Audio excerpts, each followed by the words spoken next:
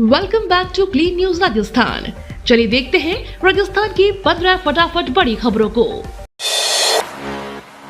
राजस्थान में विधानसभा की 7 सीटों पर उपचुनाव के लिए मतदान आज। राजस्थान में विधानसभा की 7 सीटों पर उपचुनाव के लिए मतदान आज यानी बुधवार 13 नवंबर को होगा। 7 विधानसभा क्षेत्रों में 10 महिला और 59 पुरुष समेत कुल 69 उम्मीदवार मैदान में हैं।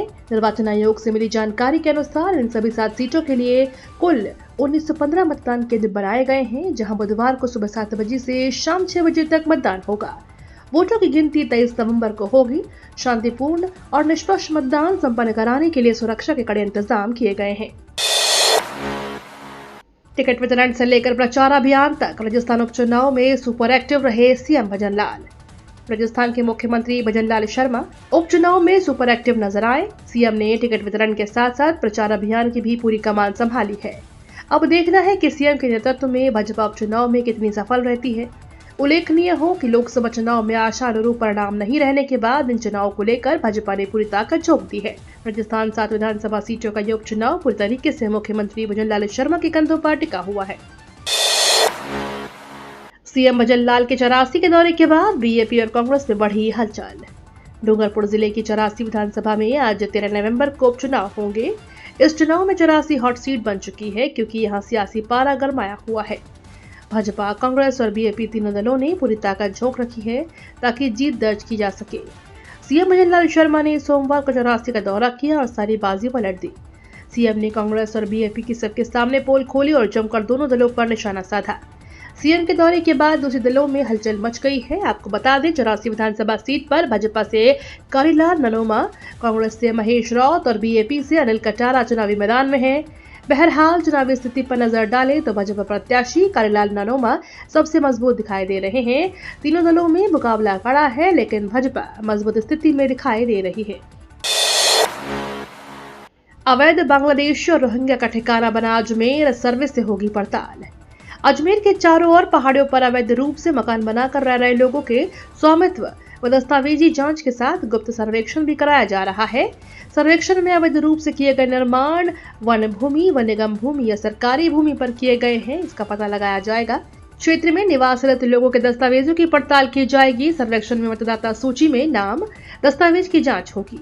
सर्वेक्षण में आधार कार्ड होना पर्याप्त नहीं माना जाएगा। आधार कार्ड बनवाने के लिए प्रस्तुत दस्तावेजों की गहन पड़ताल होगी। इसमें पुलिस के साथ राजस्व विभाग और स्थानीय निकाय के अधिकारी जांच करेंगे, राजस्व रिकॉर्ड भी देखेंगे।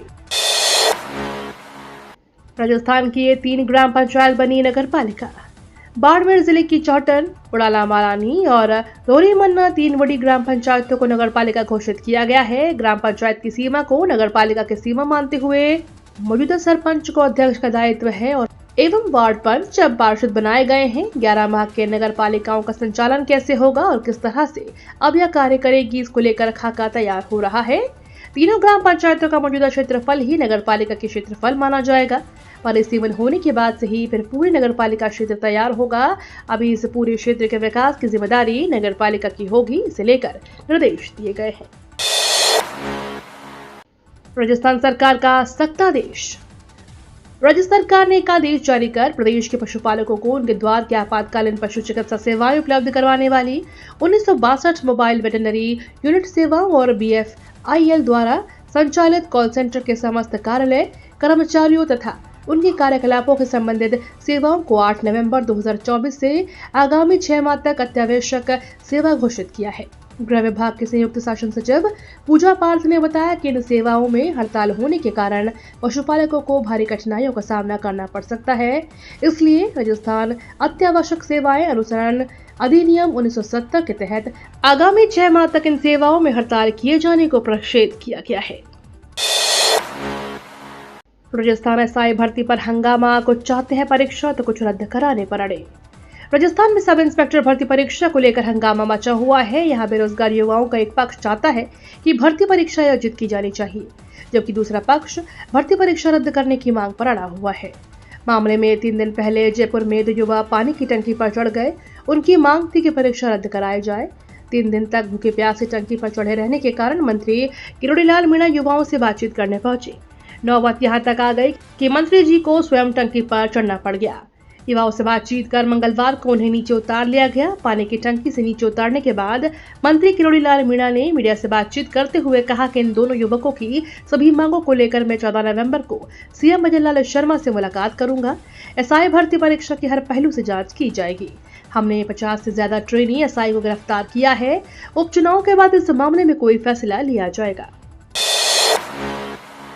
आपके पास भी है ये डिग्री तो पा सकते हैं 12 लाख की सरकारी नौकरी। Power grid corporation of India limited में 800 से अधिक पदों पर भर्तियां निकली है। इन पदों के लिए कल आवेदन की लास्ट डेट थी, लेकिन जिन लोगों ने अभी तक आवेदन नहीं किया था उनके लिए सोने पर सुहागा है यह कि कॉर्पोरेशन ने आवेदन की अंतिम तारीख को बढ़ा दिया है।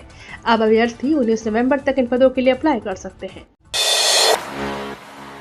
घनी पक्षी विहार में सुविधाओं को किया जा रहा है अपग्रेड। राजस्थान के भरतपुर स्थित विश्व प्रसिद्ध घना पक्षी विहार में पर्यटकों के अनुभव को और बेहतर बनाने के लिए सुविधाओं का विस्तार किया जा रहा है।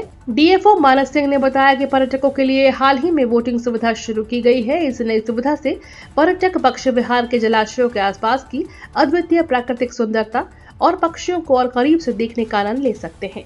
बोटिंग से पर्यटकों के पक्षियों की गतिविधियों को नजदीक से देख पाएंगे। इससे पर्यटकों को शानदार अनुभव मिलेगा और यात्रा यादगार बन जाएगी। राजस्थान के 700 गांव में जल संकट का खतरा, 10 दिनों में बचा है हाहाकार। राजस्थान की लाइफलाइन मानी जाने वाली इंदिरा गांधी नहर से हिमालय का पानी श्रीगंगानगर, बीकानेर, बाड़मेर, जैसलमेर और जोधपुर के घरों तक पहुंचता है। बाड़मेर में नहर का पानी मोहनगढ़ से बाड़मेर लिफ्ट कैनाल के जरिए शहर, ग्रामीण इलाकों, सेना, वायुसेना और सीमा सुरक्षा बल तक पहुंचता है। भारत पाकिस्तान सीमा पर स्थित बाड़मेर में बीएसएफ, सेना और एयरफोर्स सहित लगभग 700 गांव में पेयजल संकट का खतरा मंडरा रहा है। बाड़मेर लिफ्ट कैनाल के भागों का गांव और मोहनगढ़ पंपिंग स्टेशन पर कम वोल्टेज की समस्या से पानी का उत्पादन पिछले 10 दिनों में लगभग आधा हो चुका है। पहले इन स्टेशनों पर 6600 वोल्ट की बिजली सप्लाई होती थी और अब घटकर 6000 वोल्ट से भी कम रह गई है, जिससे जलापूर्ति में कमी आई है।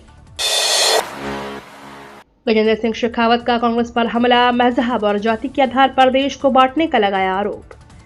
केंद्रीय पर्यटन मंत्री गजेंद्र सिंह शेखावत और भाजपा के वरिष्ठ नेता सतीश पूनिया ने श्रीगंगानगर में कांग्रेस पर जमकर हमला बोला। शेखावत ने आरोप लगाया कि कांग्रेस ने हमेशा देश को विभाजनकारी नीतियों के जरिए बांटने का काम किया। उन्होंने कहा कि प्रधानमंत्री नरेंद्र मोदी के आने के बाद से देश में विकास की राजनीति ने गति पकड़ी है।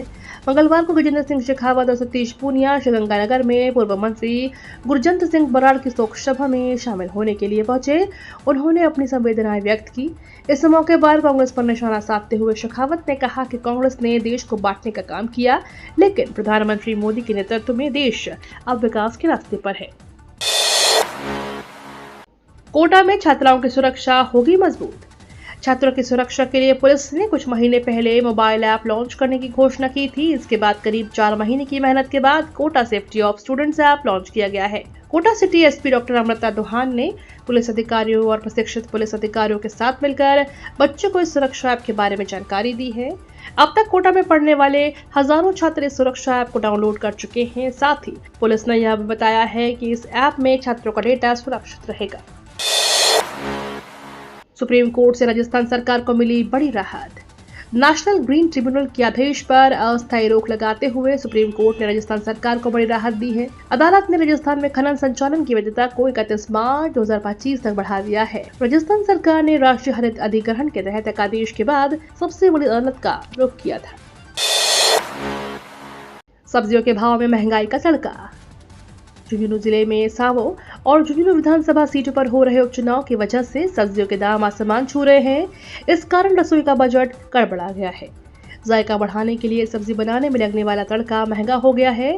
खुदरा बाजार में कुछ एक को छोड़कर हर सब्जी का भाव 60 रुपए प्रति किलो पर ऊपर जा चुका है। महंगाई की वजह से रसोई घर में गृहिणियां प्याज, टमाटर और हरी मिर्च के बिना छौंक लगा रही हैं। धनिया अब भी 200 रुपए प्रति किलो है। इसी के चलते सब्जी का स्वाद और महक दोनों गायब है।